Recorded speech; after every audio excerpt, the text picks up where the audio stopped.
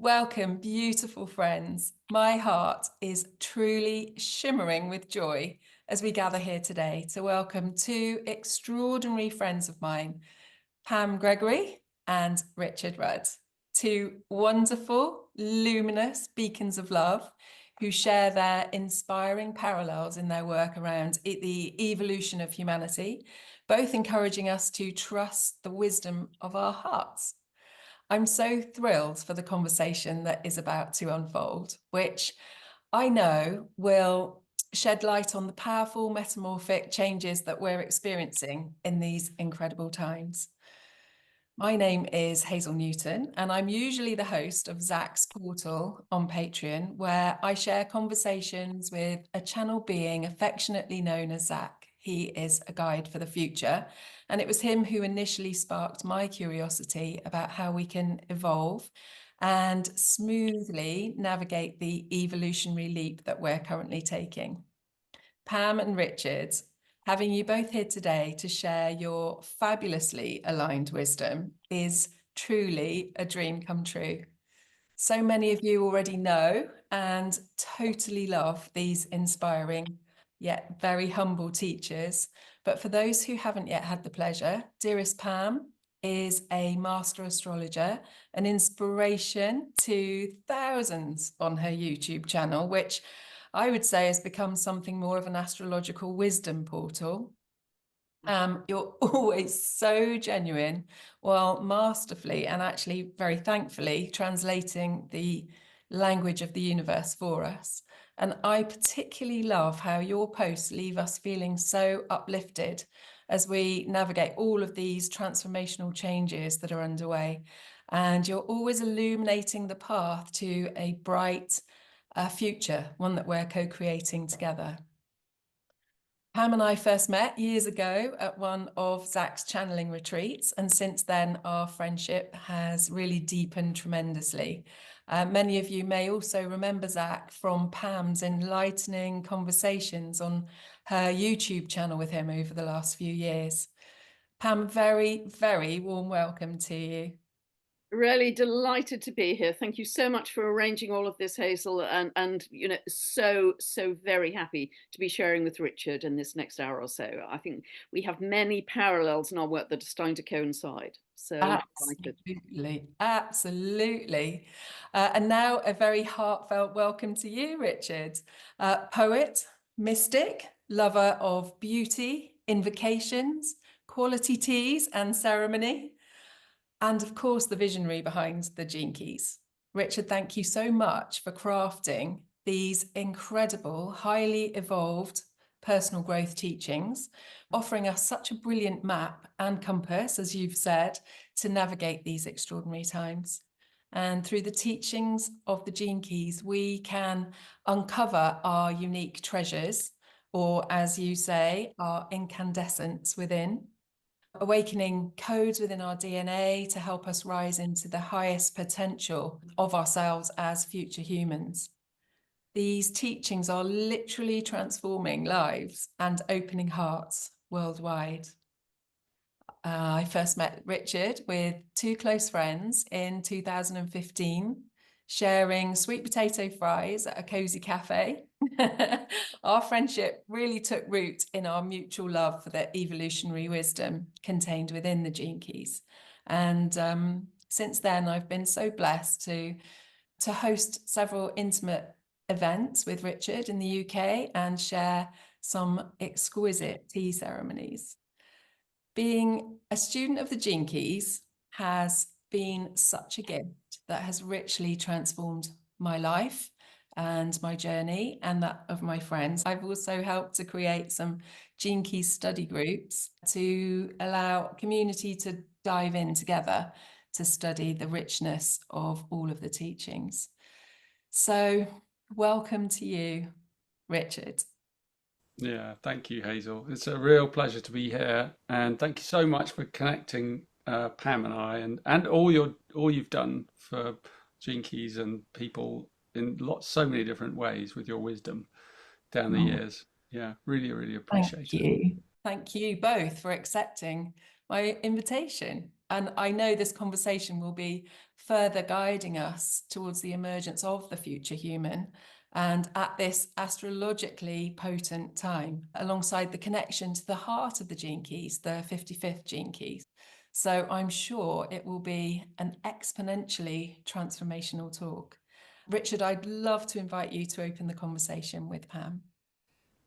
Oh, thank you, and welcome everyone. So lovely to be here. And Pam and I, we met for the first time yesterday online, and we sort of riffed and had a great conversation. And I think we just decided we'll do the same today. We'll just pick up where we left off, and we'll go back over some things, Pam, and sort of so that people didn't miss stuff that was really juicy. But we can also pick up threads and kind of follow them. And I think I'd begin by saying, like, Pam's very honest about saying she doesn't really know a lot about the gene keys, and I'm also, I hope, honest by saying I don't know a great deal about astrology, which is sometimes surprising to people, because gene keys, the profile is based on astrological calculation, but it's very different because it uses the I Ching as a wheel, taken from a system called human design, and then extrapolates it, very differently from that system, but takes it into another a whole area. So where shall we begin, Pam? Well, so it's obviously the blind leading the blind, Richard. We're going to shine some light and really spark each other, because we did have a great conversation. I'd just like to, from the bottom of my heart, thank you immensely for your contribution to humanity. I think it's been utterly unique, and it's taken us to a very different place in terms of how we view our humanity.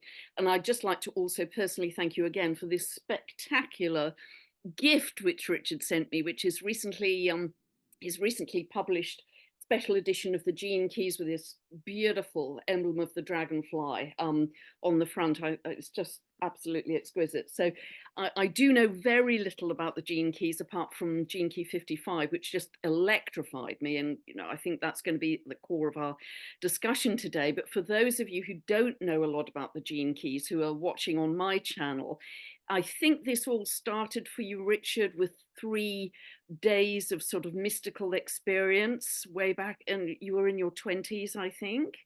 And that's how you started with the gene keys. Can you share that with us? Absolutely. I mean, that's often how I begin with new audiences. Like I had a classic epiphany that lasted for 3 days, and I kind of woke up in my bed one morning, and I was just I went to sleep the night before in the normal way, and I just woke up, and I woke up into a completely different state of consciousness that I'd never been in before, at least not in this body. And it was completely unexpected, and sort of wasn't catalyzed by anything external or any chemical or anything. I just woke up with into this massive heightened state of consciousness that stayed with me for 3 days and 3 nights, and I didn't sleep and I didn't eat, and I just traveled through the kind of universal field of light. It was really an experience of illumination. And there were no gene keys or anything back then. It was just, that came way later, years later. So it was more of a meeting with my higher self, and an experience that I could certainly never forget, but it's informed everything I've done since. And there's a very difficult things to share, because it was a state of timeless, I don't know, eternity.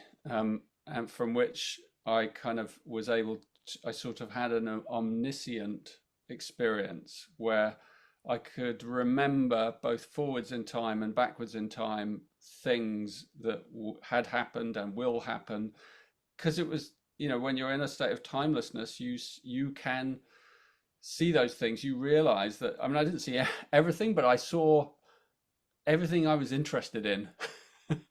Because it was a gift for me. And so it was like a child being given the keys to a sweet shop, a candy store, and just going in and then going, oh my goodness, I'm going to try that. I'm going to look in that one.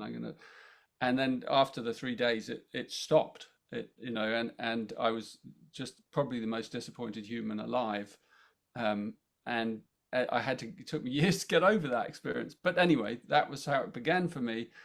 And it was only years later, as I started to write, that I kind of brought in the gene keys, and I found a set of tools and systems, especially in the I Ching and in human design system, which use the I Ching using astrology. And then I ended up kind of creating the gene keys, which is now, you know, evolved into a kind of multifaceted sort of mystery school that is all around the world, and really, really interesting actually, because it just goes on evolving.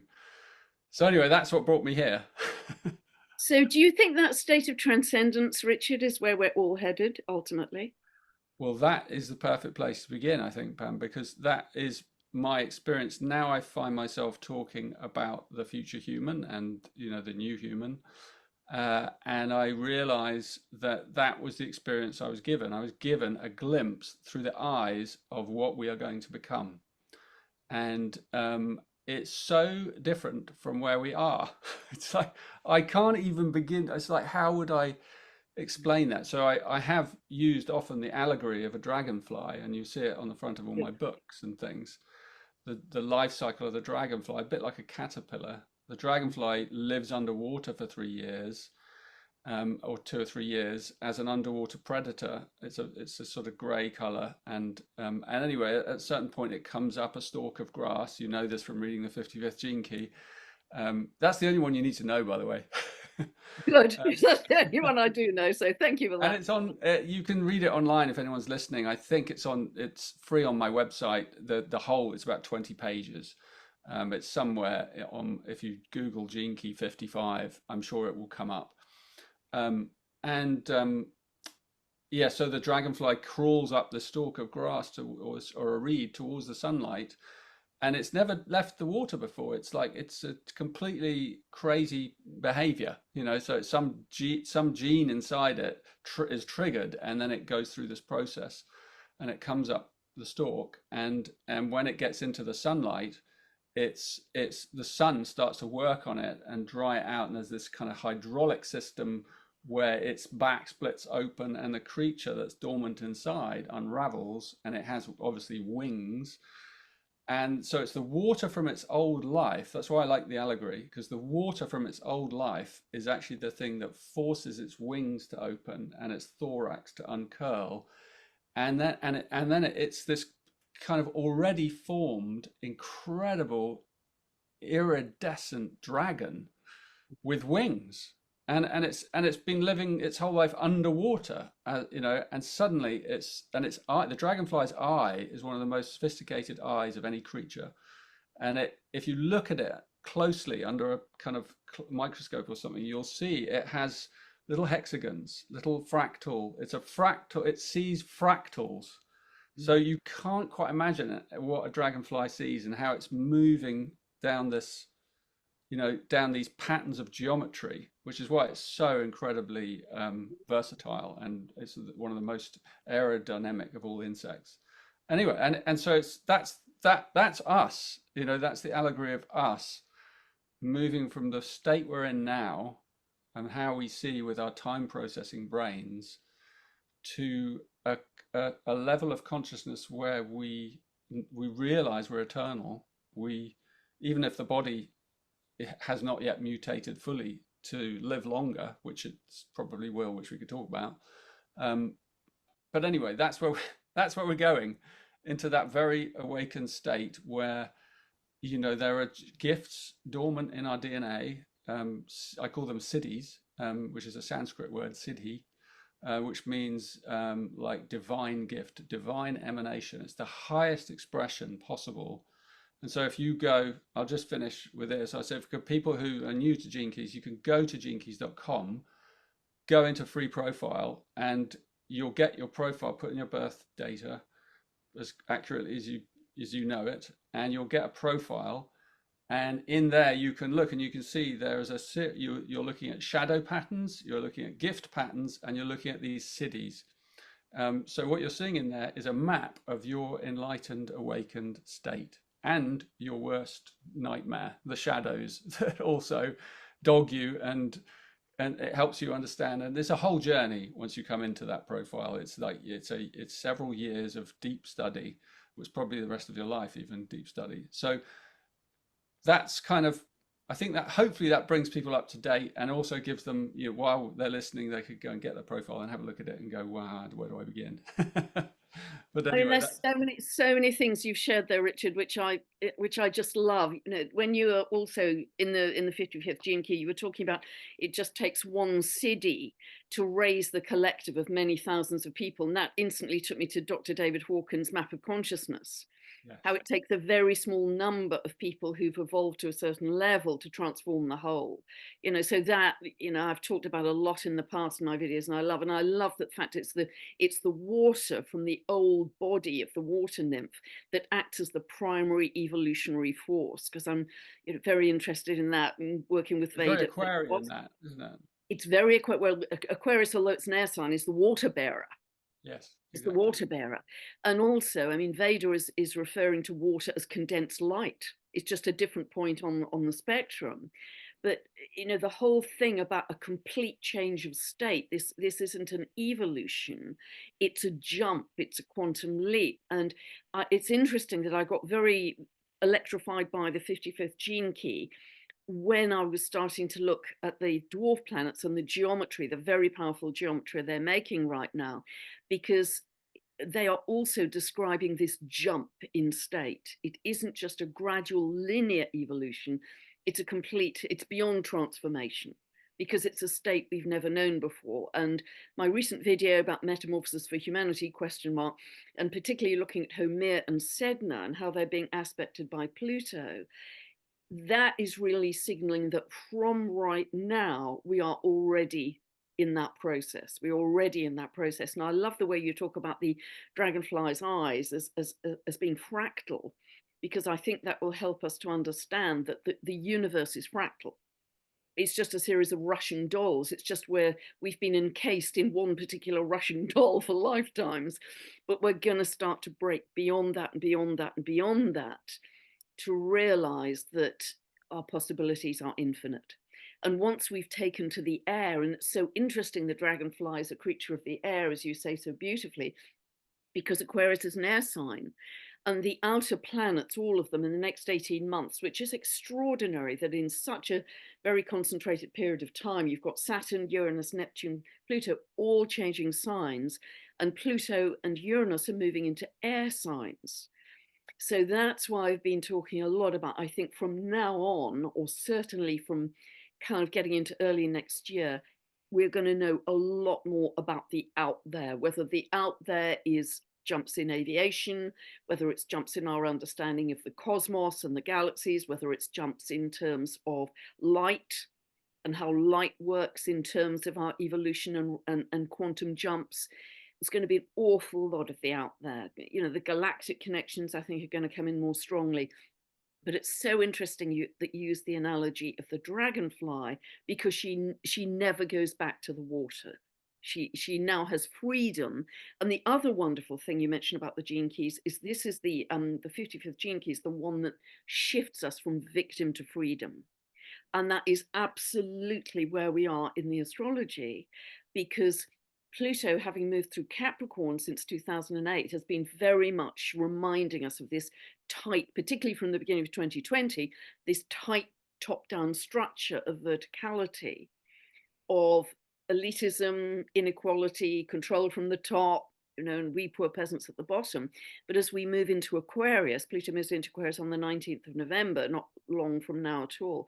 That's a much more horizontal socioeconomic structure, where Pluto, the planet of power, shifts from top down, begins its shift to the people, Aquarius. It's the sign of freedom, it's the sign of the future, it's the sign of humanity. And so what you were talking about in the gene keys is at this moment so linked to what I'm seeing in the astrology. It's just extraordinary. It is amazing. It is amazing. In your grid mapping of geometries, where do you see the future human kind of appearing? Is that through those Kuiper belt? Yeah, absolutely. And it's particularly, at the moment, Pluto is square 90 degrees to Homer, and Homer is 150 degrees a quincunx to Sedna, and Pluto is trying to Sedna. And that kind of wonky triangle, if you like, when the archetypes come into very specific geometry, that's when they're activated, if you like, activated electromagnetically, I believe. And so they are going to stay in that kind of wonky triangle of activation, certainly through 25 and 26 and into some of 27, when I think much of this job may be done, because the astrology of the next 2 years is absolutely mind-blowing, I think, in terms of the change for humanity.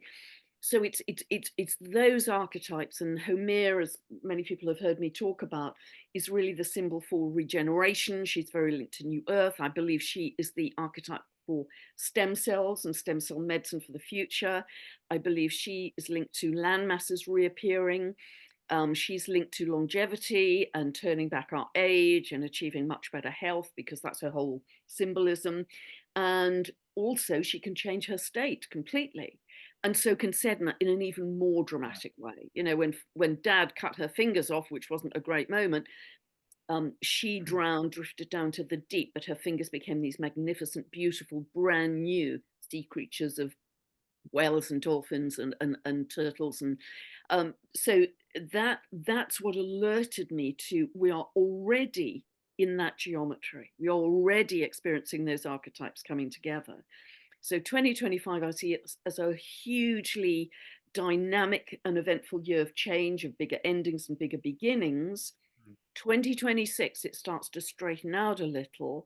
And 2027, which I know you're seeing very much, Richard, in the 55th gene key, as being that time of major jumping into the dragonfly, I see as almost a lot of the change will have happened astrologically. And we can dig into that. Yeah, I think it's I think you're right, because in my maps, through which and people who know human design will also recognize this, but by tracking, you know, the keys around the wheel, we're looking at sort of genetic, you know, correspondences, and deep archetypal correspondences. So I just noticed, because we were talking yesterday about when Pluto, so in the gene keys mapping, Pluto takes obviously the same amount of time to, you know, as to go around the sun as astrology, but then when it moves into a key and it goes through a gene key, it'll be in that key for several years,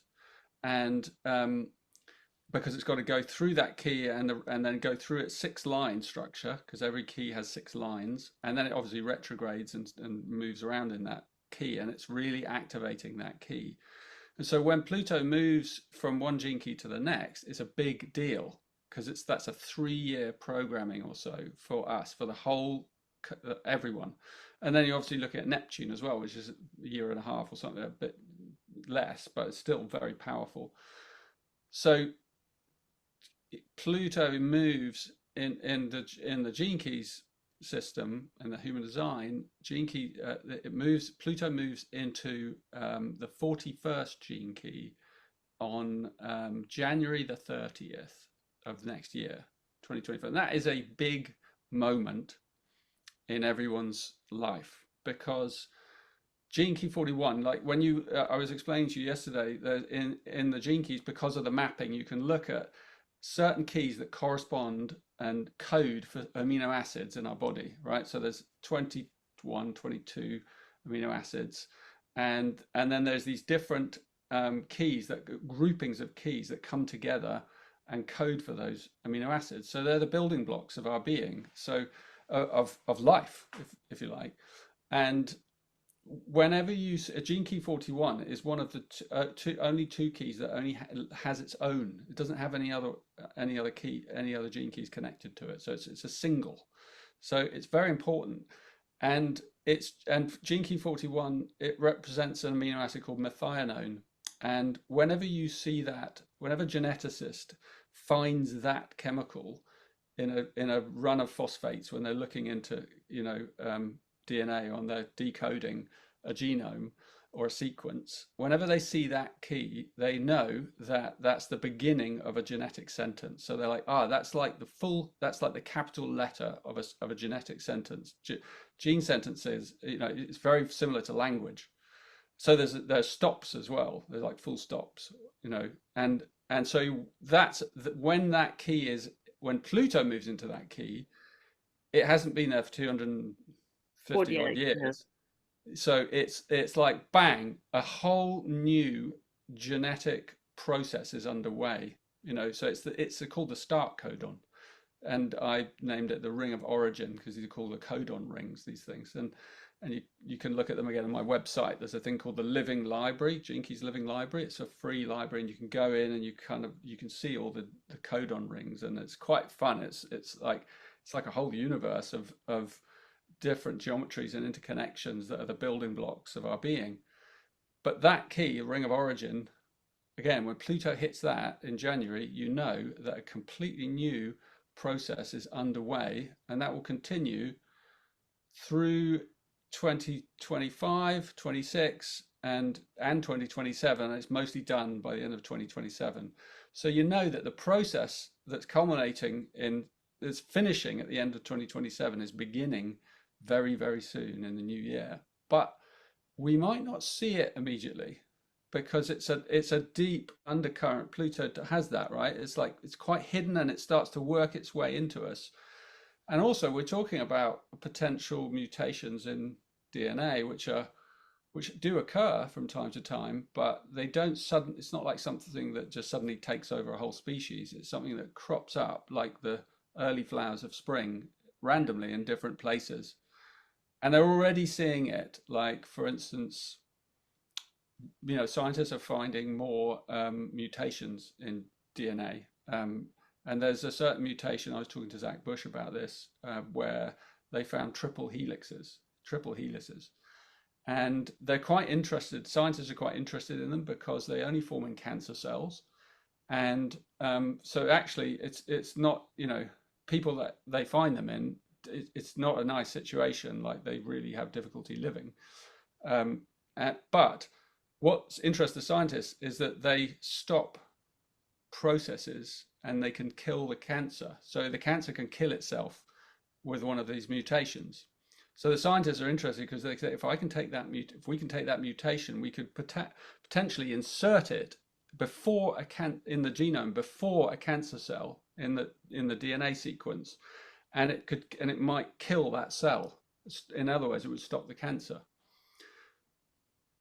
So that's what they're experimenting. But for me, if I pan out a bit from what scientists are trying to do, and you look at, well, what if those triple helices were formed spontaneously through the intelligence of our being in exactly the right places at exactly the right time through the field of intelligent light, because we know, that field, we know the wisdom of the body is extraordinary. So my hunch is that in the future human, in the new human, that these mutations will occur spontaneously in exactly the right places in the genome, and therefore cancel out any potential cancerous things, therefore allowing us to live much longer. I mean, there's more to living longer than just stopping cancer, but that is a great start. And there are other things built in. But anyway, this is part of the sort of story and the prophecy of Gene Key 55 in a way, because that key contains this prophecy of the future human that's coming, and the whole Gene Keys is about that. It's sort of the impetus behind my work. And so I'm really interested, Pam, in understanding the geometries that you're seeing, and with these outer planets and dwarf planets as well. But yeah, that's Pluto. Yeah, that's absolutely fascinating. And just as a quick insert here, you may already know this, Richard, but both Greg Braden has been saying this, and Chiron, channeled by Lee Carroll, has been saying for many years that 200,000 years ago there was a mutation made in our DNA, in that chromosome 2 and chromosome 7 were spliced together to leave us with 23 chromosomes, and now the 24th chromosome is coming back online. It's being activated by the cosmic energies right now.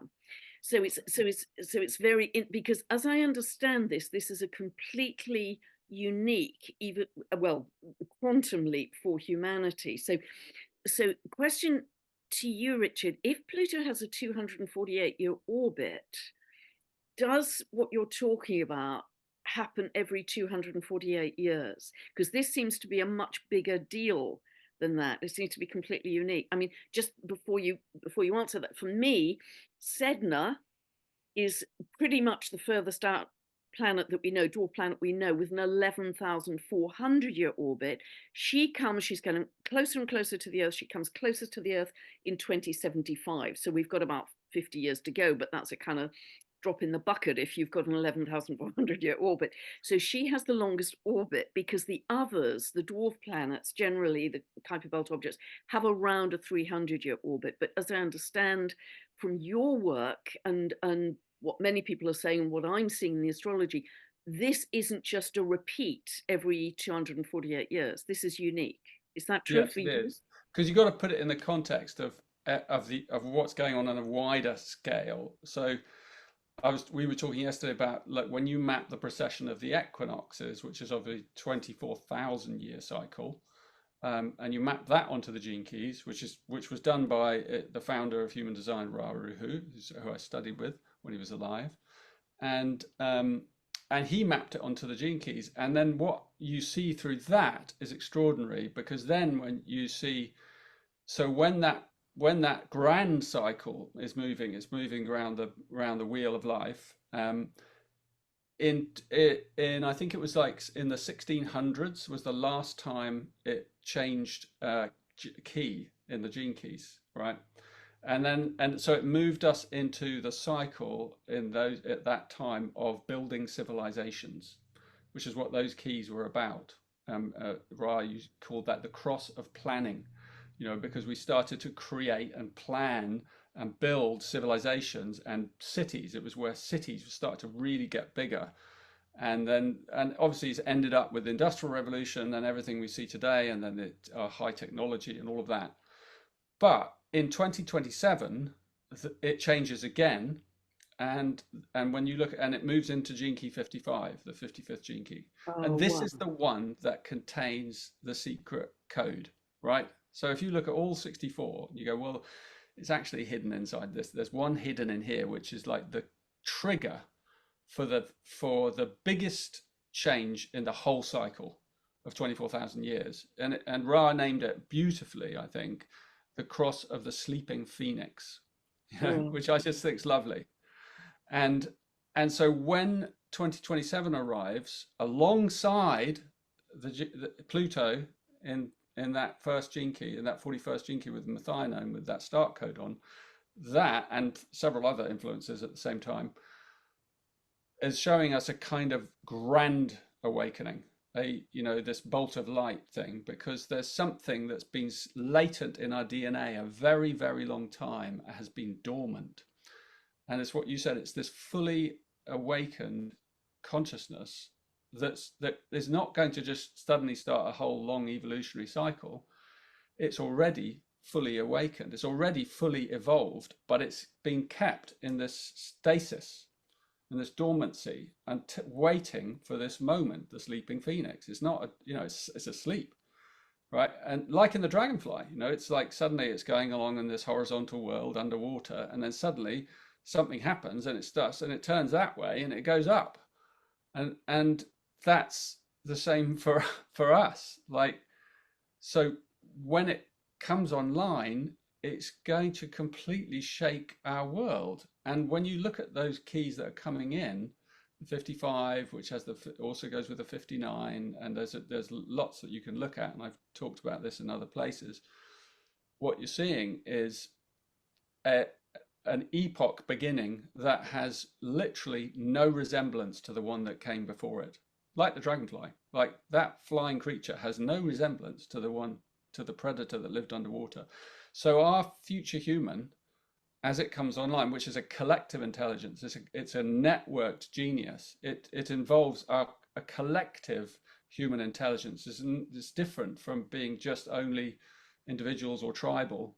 It's this networked intelligence, as that starts to awaken through individuals and through relationships and through communities, we're looking at something that's just we've never seen before. We can't even imagine it.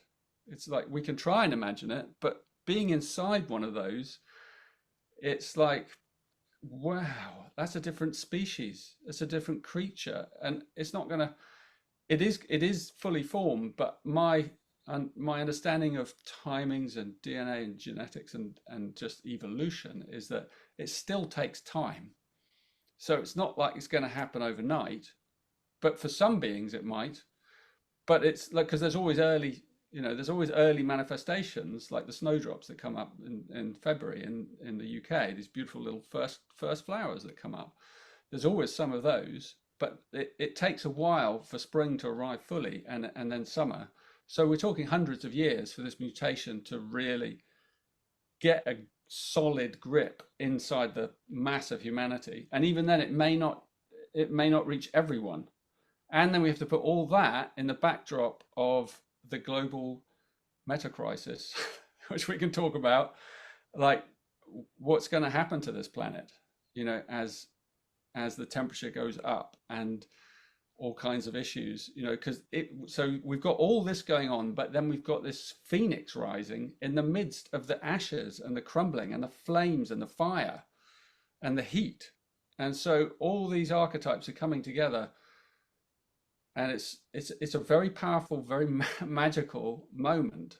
And I think, there's a huge cause for a massive hope, more than hope, actually. For me, it's certainty, because I was in that state, so I know that in my cells. And I try and convey that to people and say, look, this isn't just hope, this is actually happening.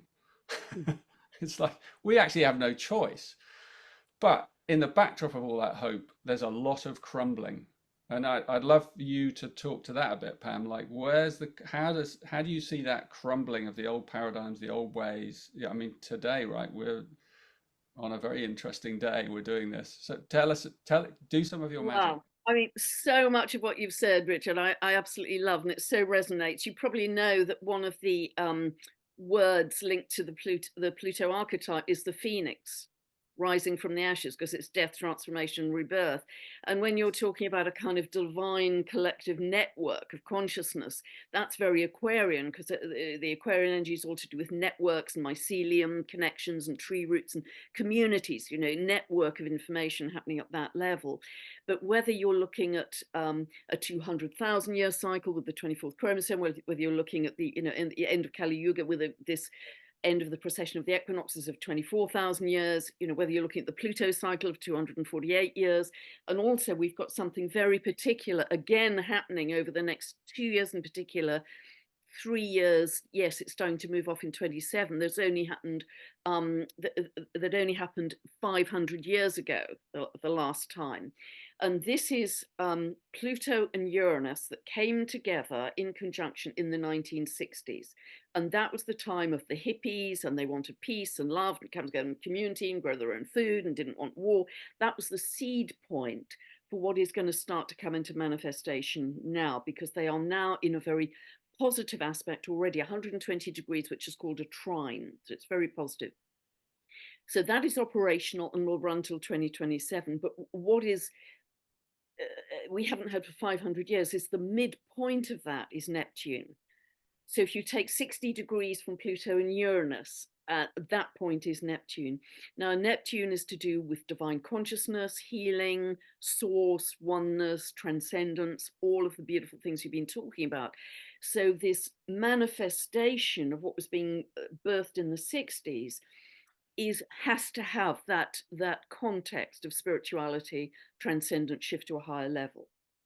So there's so many convergences here of different cycles of time that are really pointing to the next 3 years as the kind of kickoff, if you like, the quantum jump into what's going to unfold. And I absolutely agree with you that there are going to be some kind of early starters in this, because an analogy I've often used, and I talked to you about this yesterday, Richard, is I think it's quite helpful that we're going to Heathrow Airport. Some people have booked into fast track, some into normal, slow track. We're all going to get on the plane of unity consciousness, which is the symbolism for Homer at the end of the day, but we're going to do it at slightly different speeds. And even within those two collective timelines, there are going to be people, even in the fast track, their taxi was a bit late, they've managed to get to duty free, but there's a queue there. We're all on very individual timelines within that broad collective timeline of fast track. And the choice of those, nobody determines for you. It's down to your own frequency. Are you living in fear? Or are you living in love? And I can't say how long it's going to take the people on normal track to get to the plane, because it depends on how we evolve collectively. But nevertheless, the kind of experience you had for those 3 days, which was extraordinary, I know, because people write to me, and I'm sure they write to you all the time as well, people are already beginning to have these experiences of transcendence already, these incredibly mystical experiences where, time and space completely disappear and they're just held in this state of divine mysticism, really, and divine surrender. And then you throw the spanner in the works of the whole thing about linear time dissolving anyway. So what am I doing with my astrology? But that's another rabbit hole to go down. But you ask about the collapse of the old. I think that's very, very clearly signaled in the astrology, because Pluto is currently at 29 degrees of Capricorn. So that's the very last degree. It's called the anoretic degree or the crisis degree, any last degree of any sign. And Capricorn really represents the old order. It's the old structure, the old world. It's the governments, corporations, institutions who have power over us, who are telling us what to do. And that's been very strong since 2008 and particularly strong since 2020, when there was a conjunction between Saturn and Pluto that really catalyzed that whole top-down power over. And that's coming to its end now, because Pluto finally, in this cycle, moves out of Capricorn on the 19th of November and starts a whole new 248-year cycle. So that's one thing that's very clearly signaling the collapse of the old order. Now, that's not all going to happen on the 19th of November, but it is a very clear signal that is the beginning of the end of that old structure and all the old world that's represented by that. At the same time, you have Neptune hovering around 29 degrees of Pisces. So that is very linked to the seas and the oceans, but Pisces and Neptune, its ruler, are very linked to healing, source, divinity, this connection to the mystical, the sense of transcendence. It's probably the clearest archetype we have to link to the kind of experience you had for those 3 days. So when it's coming into this final degree of Pisces, on the one level, one hand, that suggests to me there's going to be a lot of flooding. We're seeing catastrophic flooding in many areas of the world we've seen already. Sadly, I think that's going to continue a lot through 2025, less in 2026, most of it in 2025. And that is going to perhaps cause people to reorient and change geography to some extent. But it's also because it's the final degree of the zodiac. It's when everything dissolves that you've known. It's the mush state of the cocoon of the caterpillar turning into the butterfly, which is another great symbol for the time capsule and the quantum leap.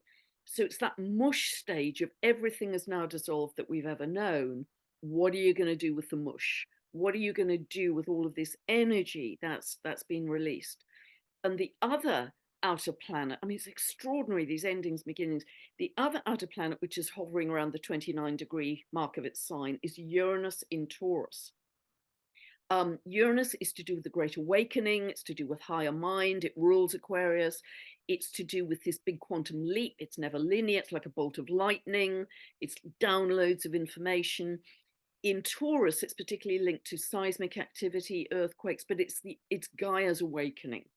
It's the key planet for awakening. And so it is also linked to big storms, big winds as well. So I see a lot of earth changes, coming up in 2025, because Gaia is going through her own upgrade. So it is at 29 degrees of Taurus, I think in March next year, then October going into April 2026, and then it's fully in Gemini, and we're into a whole new thing of galactic connection and all kinds of other stuff.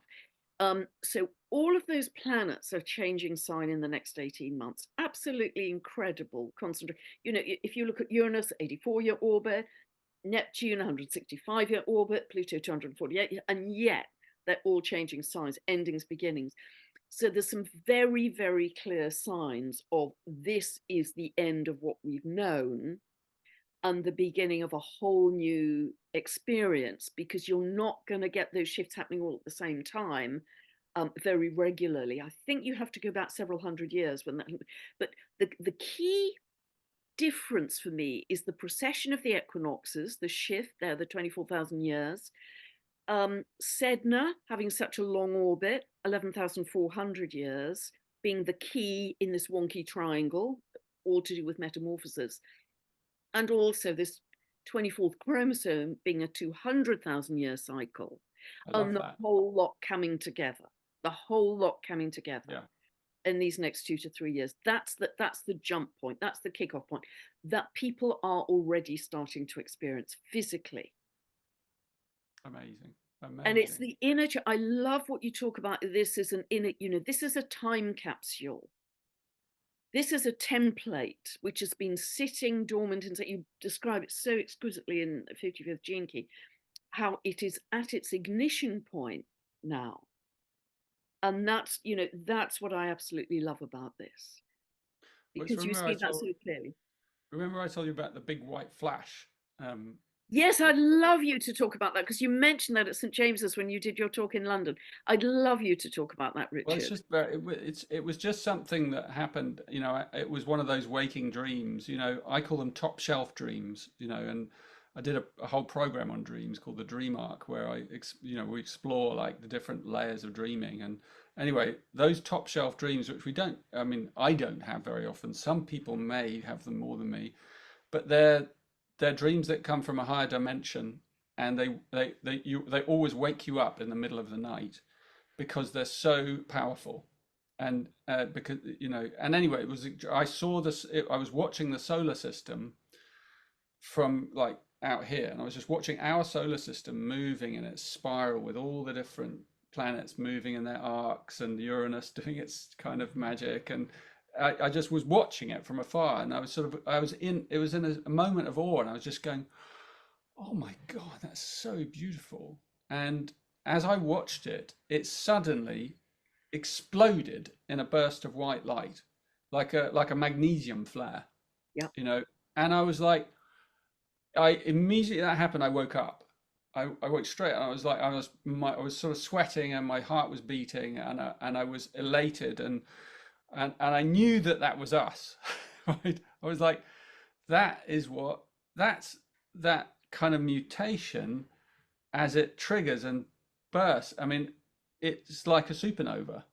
Yeah. And all that kind of, like in the dragonfly, before it does its crawling up the stalk, which by the way, I think where we've got to as a species right now, we're crawling up the stalk. Slightly terrified because we have no idea what we're doing. Before that happens, there's a series of invisible mutations that take place. They're called molts, like as in when a bird molts and it sheds its feathers, or a dog molts and its fur drops out. So the dragonfly goes through a series of molts that are invisible. And so there might be a part of it that knows that something's coming because it's gone through that. So it has gone through. We are going through a process on the inside in the mysterious hidden planes. And that's why, in a way, all of us like talking about these things, we're sort of peeking behind the mystery and going, well, we're changing, but the people out there don't know how much we're changing. The ones in government, not many of them seem to know anyway. But us lot who are looking under the curtain, we can feel it and see it because we're looking and we're self-aware, and we're seeing it in our own lives. As you said, people are writing in. Same with me. People are writing in. So I had a 3-day experience like yours, and I was wanting to kind of mirror some of your insights because when you look at just looking at my gene key timings, like Neptune is currently in Gene Key 36, which is called the darkening of the light. So people who like the I Ching will know that one, the darkening of the light. It's about crisis. And my understanding of Neptune, I wonder if you have similar one, is that because it's so mysterious, you don't really see what it's been doing until it's shifted. So only when it shifts to the next gene key do you see what it's been up to. And so if there is a kind of big crisis, it usually emerges after it's moved. And so it's moving, I think it's shifting in gene key terms. I'm pretty sure it's early next year. Yeah, it's the 10th of February. Good date to mark in your calendar, everyone, in case anything happens from that day. Because all the crisis or the difficulty that's been underneath may erupt up and suddenly become visible. But then the beauty, and this is what I love about sequences through the gene keys, is that after that crisis, after gene key 36, the next one in the sequence is gene key 25. And by the way, the crisis one, 36, it leads to compassion. That's its siddhi. The siddhi is compassion, because only when you know the depth of your suffering do you know what compassion is. And so that's the teaching hidden in crisis. And the next key along is gene key 25, which is universal love, which heals the crisis and the wounds that came before. And so we're then seeing Uranus move into that key and a very different, did I say Uranus? Neptune. So we're seeing Neptune move, into 25 and then bring a phase of healing that kind of runs alongside, whatever else is going, the changes that are taking place on the inner through our mutations. So I think there's, like you said, there are different layers of frequency, just as there are in the gene keys. So some people, if you're operating at a low frequency as a shadow level, then you only get the shadow of that key. So if you're operating at the gene right now, then you're only getting, if you're at the shadow level, you're only getting the crisis part of gene key 36. If you're operating at the highest level, you're getting the compassion teaching, and so it just depends on where we are inside our own evolutionary process, our spiritual evolution, because then we're and it's perfect. Everyone is accessing where they need to access, because we're all learning at different rates. And that's just like being at school, right? We are in a school in a sense. So I think that's beautiful. And I also noticed that Uranus next year is going to be in gene key 23, which is in the older I Ching is called splitting apart. So wow. Uranus in that one, and it's the shadow there is complexity. So it's the splitting apart of all the complex systems that we've created that they're going to start falling apart in order that they can be simplified. So it might be also Uranus that because it has a lot to do with technology, doesn't it? Might be that we also have some breakthroughs that help simplify things. I mean, I know, but on your thing of Sedna, and then I'll pass back to you. Just this morning, I read an article that my wife sent me about some scientists who are right now off the coast of Greenland, northern Greenland, in sailing boats, and they're exploring plankton, and because the sailing boats don't disturb it, so you can't be in a big motorboat, and then so they're bringing out these very rare planktons, phytoplankton stuff, and then they're sequencing their DNA on board while they're still alive, and then they're sending that information back to laboratories all over the world. It's really, really inspiring. And then the people in those laboratories are kind of analyzing it all with AI and sending it back to the boats. And they're learning huge amounts of things about our past and our ancestry through these incredible creatures. There's so many different types of plankton, and apparently every day there's a new discovery of a new kind of plankton that no one knew existed, with a new form and a new shape, and everyone's going to go, oh my God, look at that. And then they're sequencing it, and then they're finding out, about our past and our ancestry, and how, there's a huge amount of medical science that can come out of it for the future. And they're also worried because these things are, because of the temperatures rising, these things are disappearing on a daily rate. So some of them are just dying off, and we've never even seen them, and they may contain incredible secrets. And one of the things, the secrets, is about longevity, because plankton has been shown to be able to heal itself, to repair itself, and to be kind of relatively immortal. Those things can live forever, and they just keep regenerating. And so there's all kinds of secrets in Sedna's fingers, if you like, Yes. as they drift down. And I just love that. Again, I'll pass it back to you now. You can Yeah, add I mean, some everything you said, Richard, it just so resonates, because when you were talking about Neptune representing deep suffering, I mean, that's Neptune in its shadow expression, if you like, because people who have very strong Neptune have huge sensitivity to suffering. We're going to see a lot of suffering, but also compassion and people coming together in compassion. I think we're already seeing that with all this terrible flooding in various parts of the world. It's the people who've come together to rebuild, from the devastation.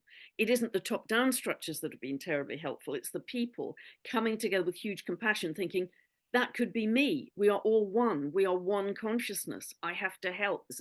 But also, as you will well know, Neptune and Pisces are very linked to the seas and the oceans, and just intuitively, because of the Sedna myth, because of Neptune moving to that final degree, I've been saying in videos that I think a lot of our nutrition and medicine will come from the deep seas. And in fact, about 6 months ago, this gigantic mountain range that nobody knew about, a huge mountain range, was discovered off the coast of Chile that started to emerge with all of these new species of plant life that nobody had ever known before. So these are popping up all over, and will continue to do so, I believe, next year. And they will potentially form some medicines for us for the future, but also very concentrated nutrition, very high quality. If some parts of the earth, it's no longer possible to grow food in the old way, I think we are going to have different forms of nutrition. And by the way, as you suggested, Gene Key 55, we're not going to eat as much, we're going to eat less, more likely, perhaps more plant-based as we go forwards as well. And so that is all part of that shift, I think. And so that is our future. So I see that as a combination of Neptune, Homer, Sedna archetypes coming together. So I was just seeing through my astrological lens as you were describing all of that, which is just so wonderful to get that resonance. And do you feel, Richard, as well, that we are very much moving from head to heart in this process as well, that everything's going to operate from the heart? I think it has to. I mean, I think my way of understanding that is through planes, and in the Gene Keys, if people are interested, if you've read Gene Key 55 and you want more, read the opposite one, Gene Key 22, which I always think is the reverse of 55. And I like these master numbers as well, these double-digit numbers. But Gene Key 22 is the other freak Gene Key, if you like, in the book. And because they're like they're 5 times longer than any of the other ones. And in Gene Key 22 are like 55 looks to the future, it's a prophecy, and 22 looks to the deep past, and it shows us the structure of our suffering. Actually, it shows us how suffering is laid out, and through subtle bodies and layers of subtle bodies, and how we also will awaken through these subtle bodies through a teaching called the Seven Seals as well, which is part of Gene Key stuff, which if people are mystical, you can go and explore that one. It's beautiful. But the 22, what it does is it shows us the map of our own wounding, of the sacred wound inside us, and how it relates to you individually as well. And another thing that you can explore through the Gene Keys lens, it's a teaching called the Venus sequence, which shows you movements of Venus and Mars and Jupiter in repeat cycles from when you were born, and how it imprinted us in our early 7-year cycles through childhood with these patterns of individual wounding that are unique, algorithms, if you like, that are unique to each of us. And that's a really extraordinary, tender part of the Gene Keys teaching, because it's very embodied, and it's about healing the heart and the wound of the heart, which is what you were just referring to. And as we heal the wound of the heart, we are able to operate on higher planes, but we take our wounds in a way with us rather than kind of circumventing them. We have to move through the heart of them, which is deep shadow work, transformational work. And it's like the dragonfly, it's to kind of take that water with it as it goes up the stem, and then it evaporates and it gets vaporized. That victim consciousness gets vaporized, and we experience that higher state of living at what I call the causal plane. It's a esoteric teaching. The causal body is it's a higher aspect of it's beyond the mind. But if we can live off the causal plane, then we're living at the realm of archetypes where heart and mind meet in their highest aspects. So the heart mind, or the wisdom mind, then is what we're going to be living from, which is what was my experience in those 3 days. And many people listening to this will experience that as well. When you're really deeply in your heart and it's really open, it has an incredible intelligence that has wisdom within it. So it's the heart, it's the mind and the heart operating at this higher frequency that allows us to kind of know things. And that's where people have said, like, the heart knows, because the heart has its inbuilt wisdom, but it includes the mind, but operating at a much more lucid awareness, so that there's this kind of deep lucidity, because it's no longer we're no longer caught by our emotional body, and we're no longer caught just by our logical thinking, time processing brain. We're beyond both of them, but they've given us the lift.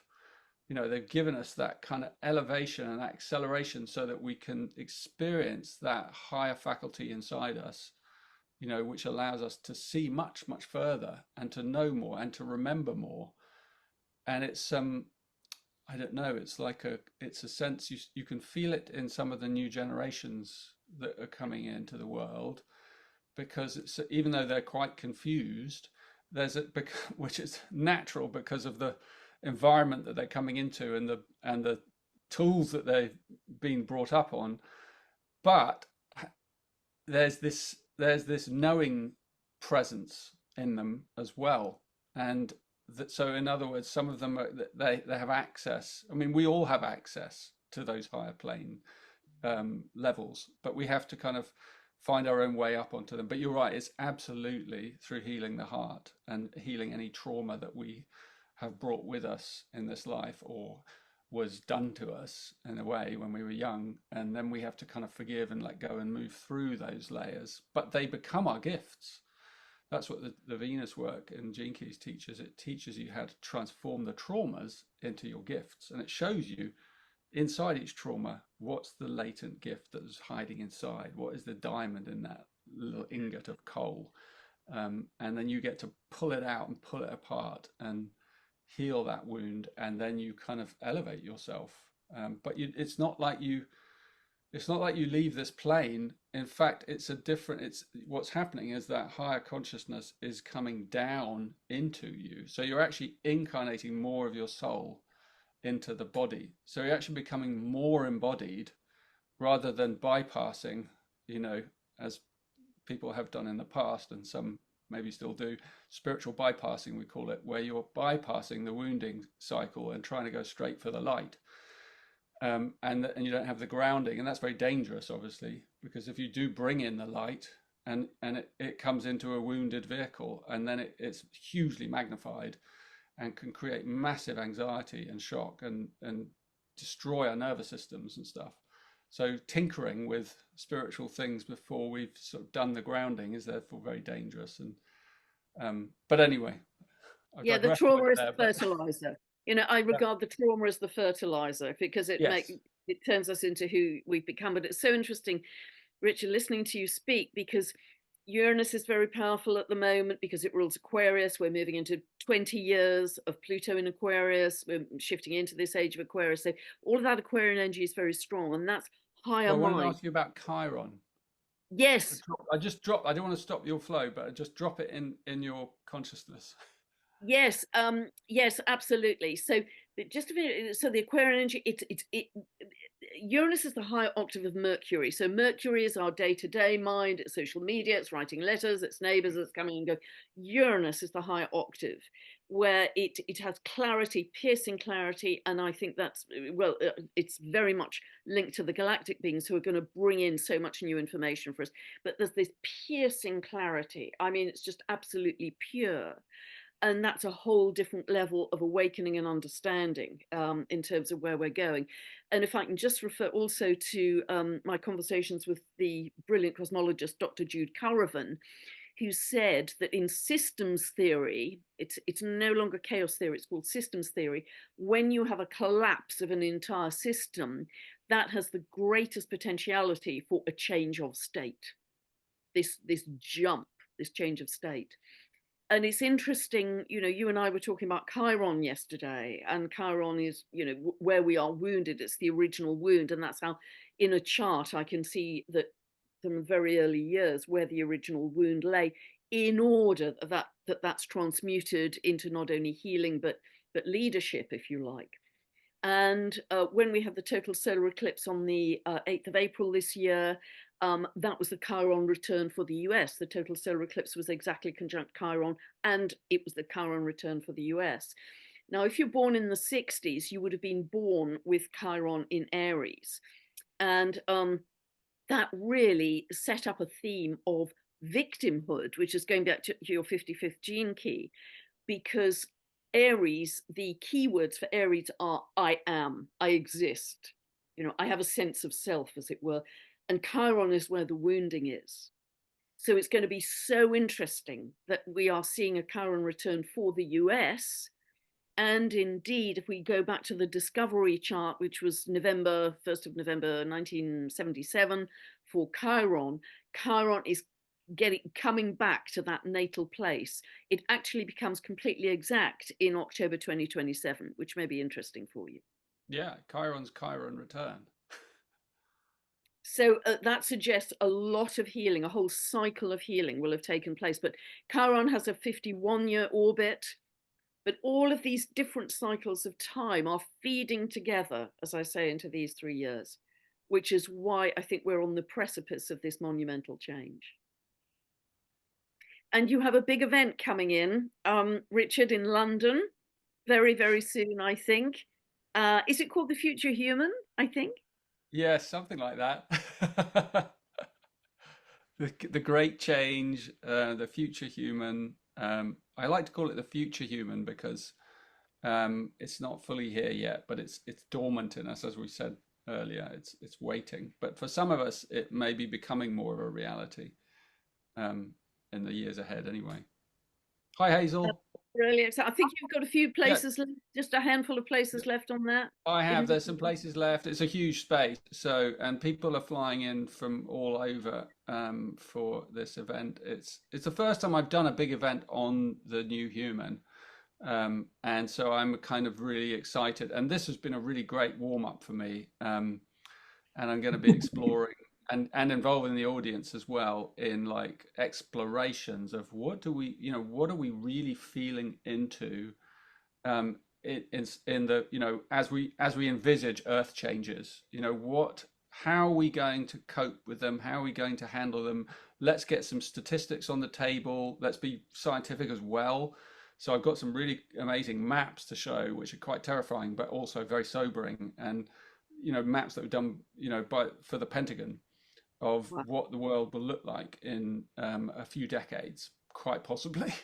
And it just shows us, in a way, what we're moving into so that we can align ourselves without coming from a place of fear or shock. Because if we're prepared for it and if we've had these discussions beforehand, it doesn't need to freak us out so much. And because then we can prepare ourselves inwardly and externally as well for like, how are we going to address this and handle it? What are the most important things? And things like, it's not, you know, it's like some people will kind of rush to the bunker mentality, you know, stockpiling and I've got to make sure I'm safe, which is understandable. But I think it's more than anything going to be about building community. I think collaboration 100%. And community are the key.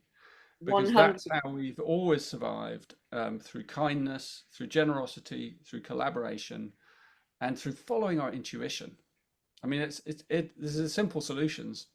So finding the right allies in your life, preparing inwardly and externally, especially in the next, I would say, decade, as things start to crumble, and um, and also being able to then take advantage of the spiritual conditions, that will be around, so that we have space to go into the inner planes and take advantage of the higher frequencies that are present, because then we can greatly accelerate our own inner evolution. But if we're too busy and running around and caught in webs and and sort of stress patterns and trying to make our million and all of that, if we're caught up in all that stuff, we're going to not be ready when it comes. So part of the teaching that I'm now bringing out into the world in my last, kind of teaching phase, however long that lasts, is going to be about this and helping prepare people mentally, emotionally, physically, at a society level. I want to have as many of these conversations as possible with business leaders, with anyone who's courageous enough to actually face the facts that the scientists have selflessly been delivering to us, and we've not been listening. Right? So, but we have a spiritual understanding at the same time, so it completely changes the conversation. It's not just one about panic and survival. It's actually one about it has both aspects to it. Like, there's both good news, and there's the kind of, okay, how are we going to handle the falling apart of the old structures and paradigms? It's such a funny day to be doing this talk. I know. It's like a cosmic joke, isn't it, really? But and the Aquarian, the last thing I'll say is the Aquarian energy is all about community. So find your soul tribe. Really important.